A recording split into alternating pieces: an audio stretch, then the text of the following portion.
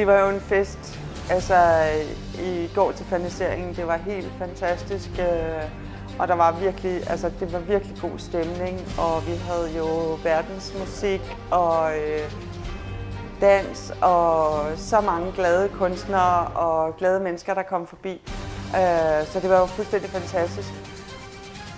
Men når man er kunstner, så er der jo meget, man gerne vil også. Altså, vi prøver da at få lavet det og gøre det igen.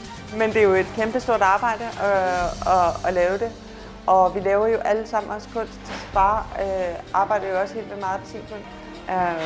Så ja, vi arbejder på det, og jeg tænker helt sikkert, at Land og Fart vil have mange flere udstillinger. Og nu må vi jo se, når al den der begejstring, der har været omkring hele udstillingen her og alle turene rundt byen, når den falder lidt ned, hvor nemt det går med det næste. Men jeg tænker da helt sikkert, det sker igen.